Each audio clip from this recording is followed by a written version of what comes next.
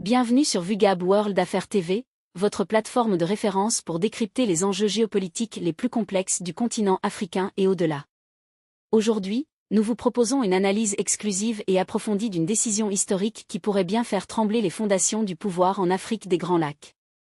Le département d'État américain vient officiellement de recommander l'inscription du M23 sur la liste des organisations terroristes étrangères. Une décision sans précédent, aux conséquences directes pour Paul Kagame, James Kabarebe, Sultani Makanga, et Innocent Kaina alias Kanika, accusés d'être les cerveaux derrière cette organisation militaro-terroriste qui sème le chaos à l'est de la République démocratique du Congo. Mais que cache cette décision américaine? Pourquoi maintenant? Quels sont les enjeux politiques, diplomatiques, économiques, voire militaires, derrière ce tournant radical de la diplomatie de Washington? Et surtout, quelles pourraient être les répercussions sur la région, sur le régime Kagame, et sur la stabilité du Rwanda et du Congo? Dans cette vidéo, nous allons plonger au cœur d'une guerre d'influence, d'un jeu d'échecs diplomatique, où chaque mouvement compte. Restez avec nous jusqu'à la fin, car ce que vous allez découvrir ici, aucun autre média ne vous le dira avec autant de clarté et de vérité. Kinshasa Doha Washington, août 2025 alors que le monde retient son souffle, le compte à rebours s'accélère vers un tournant historique pour la République démocratique du Congo.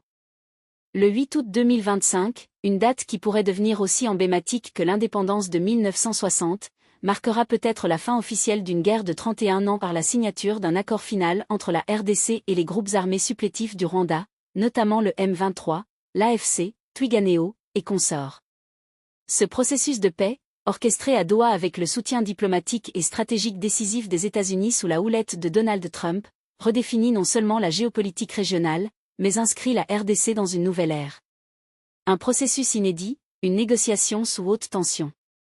Ce qui se joue à Doha n'est pas une simple table de négociation. Chaque mot, chaque silence, chaque retard, devient une manœuvre stratégique. Sous l'œil vigilant du Qatar, facilitateur du processus, et l'encadrement militaire discret mais réel des Américains, les pourparlers ont dépassé le stade d'une médiation classique. Depuis les dernières prolongations du 29 juin, le monde diplomatique était en alerte. Le sursis accordé jusqu'au 8 août est désormais l'ultime étape. Mais ce que beaucoup n'avaient pas vu venir, c'est la main ferme du président Félix Tshisekedi, soutenu par un Donald Trump inattendu mais déterminé. Tshisekedi, le stratège silencieux, le leader résilient. Longtemps sous-estimé, Félix Tshisekedi, président d'un Congo meurtri, a choisi la voie de la préparation au lieu de la réaction impulsive. En novembre 2021, lors de la relance des attaques du M23, il a refusé d'entrer directement en guerre, préférant réorganiser le renseignement, purger les infiltrés militaires, et renforcer les alliances internationales. Son choix s'est avéré judicieux. Loin des caméras, Tshisekedi a reconstruit un état de défense, consolidé la coopération sécuritaire avec les États-Unis, la Turquie et Israël, et posé les bases d'un nouveau contrat de souveraineté pour la RDC. Donald Trump, l'inattendu architecte de la paix africaine. Contre toute attente, c'est Donald Trump qui s'impose comme garant et accélérateur du processus de paix. Connu pour son approche transactionnelle, directe, parfois brutale, Trump a compris l'enjeu mondial que représente la RDC, un pays au cœur des chaînes d'approvisionnement en minerais stratégiques, un espace tampon contre les influences chinoises, russes et françaises, et un symbole pour toute l'Afrique. Sa vision? Transformer la RDC en un hub sécurisé et fiable pour l'Occident, libérer l'Afrique centrale de l'emprise néocoloniale de Kigali et Paris, et associer la stabilité congolaise à son propre héritage géopolitique. La fin d'une ère, Kagame acculé, le mythe du maître tombé. Paul Kagame, longtemps perçu comme l'homme fort de la région, se retrouve désormais isolé, piégé par ses propres stratagèmes. Ses lieutenants sont dépassés, ses réseaux d'influence sont fragilisés, ses relais diplomatiques s'effondrent. Même ses anciens soutiens occidentaux, aveuglés pendant 2 décennies par la rhétorique du génocide, se désolidarisent. Les radars américains surveillent désormais Kigali, et du matériel militaire de haute technologie américain a discrètement été déployé en RDC via la Turquie. L'accord de Doha, un pacte existentiel, pas un simple traité. Ce que Doha représente, ce n'est pas un cessez-le-feu, ni un accord sous pression. C'est un basculement idéologique, la RDC n'est plus une victime, elle devient acteur stratégique régional. Le Congo de Tshisekedi impose sa vision. Il ne négocie plus pour survivre, il impose pour régner. L'image du petit garçon vendeur d'œufs, Yankna, armé de son couteau symbolique face à un voleur arrogant, résume cette transformation. Tshisekedi, comme Yankna, a refusé de plier, et aujourd'hui, le Congo dit à Kagame, « Tu me paies ou tu me tues ». Vers Washington, une nouvelle alliance RDC-USA. La prochaine étape, déjà planifiée, est un voyage officiel de Tshisekedi à Washington. Il ne s'agira pas de protocole creux, mais de la signature d'un nouvel axe géostratégique. Sécurité renforcée. Accord économique transparent. Coopération militaire structurée. Transformation locale des ressources naturelles. C'est une rupture totale avec le passé de corruption, de duplicité et de compromission. Les traîtres du passé déclassé, le peuple debout. Les généraux caporaux, les juges corrompus, les gouverneurs infiltrés, tous ceux qui ont radé le pays sous Kabila, Katumbi ou Ambongo sont aujourd'hui démasqués. Kabila, en exil en Côte d'Ivoire, devenu directeur de campagne d'Alassane Ouattara. Katumbi, décrédibilisé par son silence complice. Ambongo, conspué pour sa participation aux commémorations du génocide rwandais tout en ignorant les 18 millions de morts congolais. Les dangers restants, l'ennemi intérieur. Si la menace extérieure recule, la RDC reste vulnérable de l'intérieur. Des poches de résistance subsistent. Réseau mafieux post-kabilisme. Juge à double agenda. Élite économique compromise. La paix de Doha ne pourra durer que si le peuple s'approprie la reconstruction. Chaque Congolais doit devenir le gardien de l'accord. L'espoir d'une renaissance africaine. Doha, ce n'est pas seulement la paix pour la RDC. C'est le signal d'un renouveau africain. Le Congo debout, c'est toute l'Afrique qui se lève. Les écoles, les églises, les artistes, les journalistes, la jeunesse doivent tous participer. Le Congo ne peut plus être gouverné par des autogénaires enrichis par la guerre. Il a besoin de visionnaires, d'ingénieurs, de juristes, de patriotes. Une vérité à reconstruire, vers une justice réparatrice.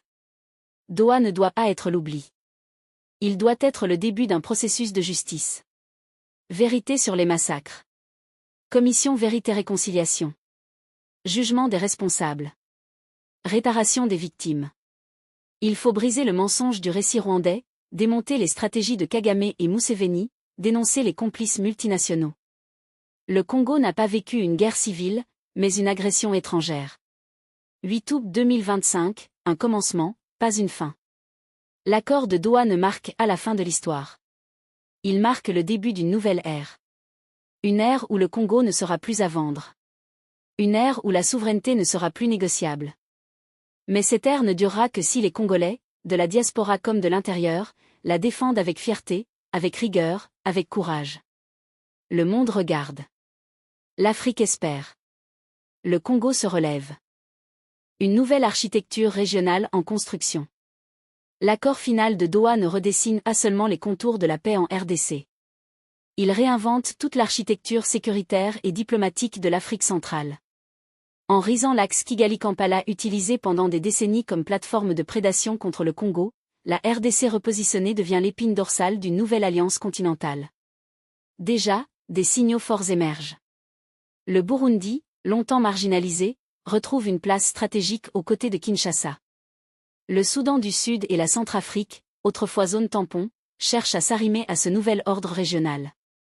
L'Angola, partenaire militaire et diplomatique discret, joue un rôle d'ancrage. Et la Tanzanie, souvent prudente, s'aligne de plus en plus sur la logique d'un espace de sécurité collective. La SADC, autrefois spectatrice, est contrainte à l'action. L'Union africaine, quant à elle, devra clarifier sa position. Restera-t-elle un club de silence ou deviendra-t-elle enfin le moteur de la souveraineté continentale? Un contre-modèle africain face à l'Empire français. Le tournant que vit la RDC n'est pas uniquement militaire ou diplomatique, il est civilisationnel. C'est un raz de fer entre deux visions de l'Afrique. 1. L'Afrique docile, divisée, sous perfusion néocoloniale, incarnée par l'axe français-FA, la France-Afrique, les bases militaires, la manipulation des élites locales. 2. L'Afrique souveraine, offensive, debout, construite sur les ressources locales, les alliances stratégiques diversifiées, le respect mutuel. En choisissant Washington au lieu de Paris, Tshisekedi trace une ligne rouge. Et ce message est clair, la RDC ne sera plus un réservoir d'uranium pour Areva, ni un terrain de chasse pour Total ou Bolloré. Même les grandes puissances européennes le comprennent. Berlin, Rome, Madrid observent attentivement. Car si le modèle RDC-USA fonctionne, il deviendra un précédent imitable à d'autres pays africains. L'éveil des peuples africains, le rôle de la narration. Autre révolution discrète mais cruciale, les Congolais reprennent le pouvoir de leur récit. Pendant trop longtemps, le monde a regardé l'Afrique à travers les lunettes des agences de presse françaises, des analystes de la CIA ou des ONG complices. Aujourd'hui, les plateformes africaines comme VUGAB World Affaires TV, les journalistes panafricains, les cinéastes engagés, les blogueurs résistants, changent la donne.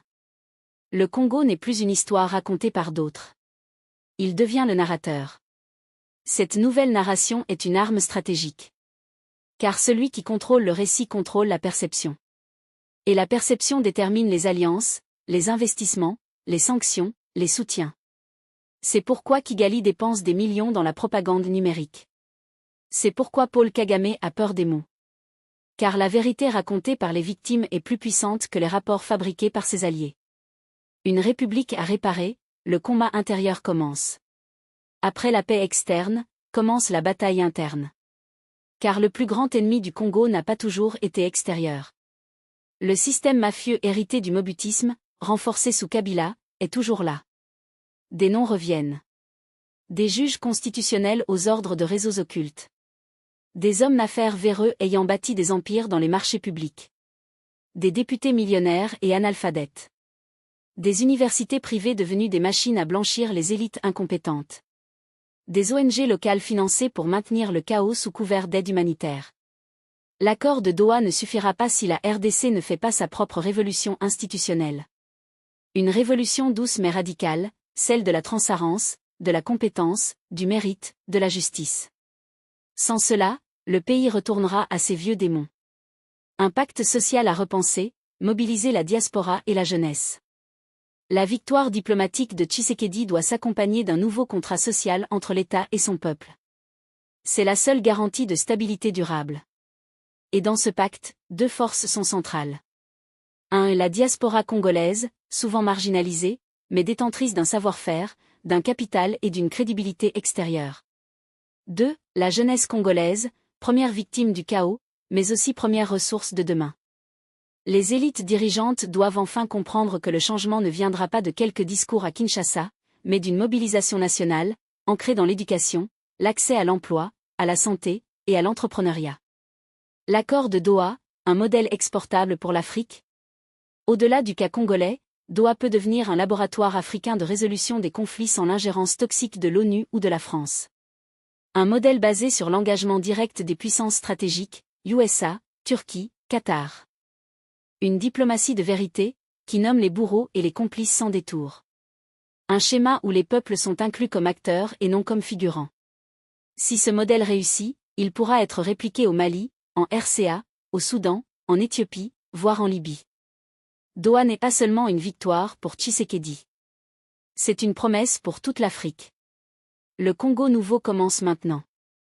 Ce que le 8 août 2025 incarne, ce n'est pas une conclusion. C'est une renaissance. Le monde regarde. Les ennemis espèrent un faux pas. Les anciens maîtres résistent encore dans l'ombre. Mais le peuple congolais n'a plus droit à l'échec. Ce moment, il doit être protégé. Et cela commence par l'éducation de masse, la mémoire des martyrs, l'organisation populaire, et la vigilance citoyenne. L'histoire offre rarement une seconde chance. Aujourd'hui, le Congo la tient entre ses mains. Voilà, chers abonnés de VUGAB World Affaires TV, nous venons de décortiquer un événement diplomatique majeur, la désignation imminente du M23 comme organisation terroriste par les États-Unis. Ce classement n'est pas anodin. Il pourrait signifier la fin d'un système d'impunité entretenu pendant des décennies par certains régimes de la région. Il annonce peut-être l'ouverture de poursuites internationales, le gel des avoirs, des restrictions de déplacement, et surtout, une rupture politique entre le régime de Kagame et son allié américain historique. La balle est désormais dans le camp de la communauté internationale. Les États-Unis montrent la voie, mais le peuple congolais attend que justice soit rendue, que les responsables soient punis, et que la paix revienne dans l'est de la RDC. Si cette vidéo vous a éclairé, abonnez-vous, likez, partagez massivement, et surtout, Laissez vos commentaires. Croyez-vous que cette décision mettra fin à l'hypocrisie des grandes puissances vis-à-vis des crimes du M23? Kagame est-il désormais isolé sur la scène internationale? Quels seront les prochains mouvements géopolitiques à surveiller? Restez connectés à VUGAB World Affaires TV, car ici, nous ne racontons pas l'actualité, nous l'expliquons avec courage, rigueur et vérité.